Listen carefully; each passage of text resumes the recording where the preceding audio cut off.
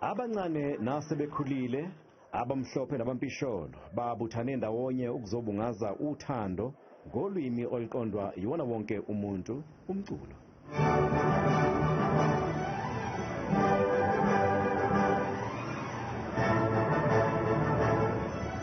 Bekubhidisa umbhido nohlonze oshaya azacokame kube ngathi uhamba phezu kwameva uDaniel Boyko, ophinde abhidise iMzansi National Philharmonic Orchestra.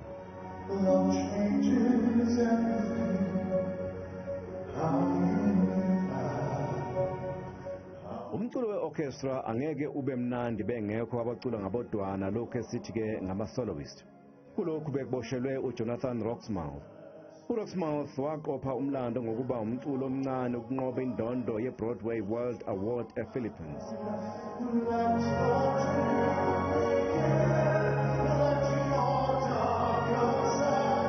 I was in New York, and Bongani was in New York as well, and we met and we had a drink, and he said, "You must do our Valentine's concert." I was like, "What? What?"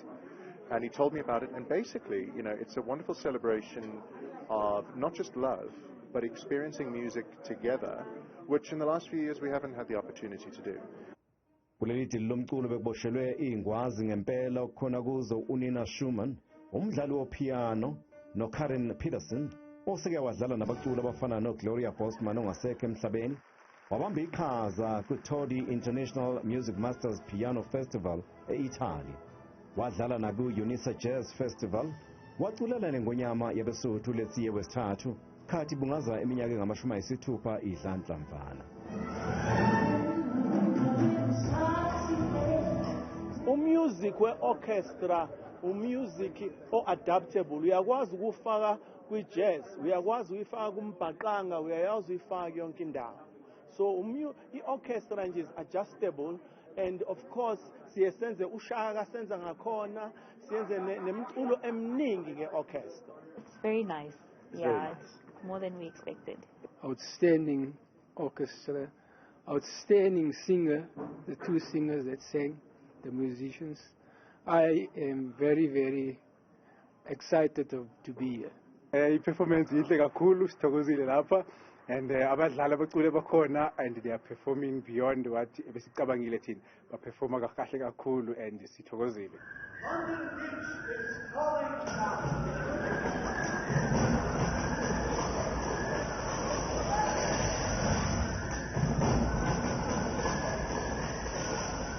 Uchungechunge lwemicimbi ye-World Symphony egqugquzelwa i-Johannesburg Philharmonic Orchestra izokuba ke njalo ngolwesine kuze kuyoshaya undasa.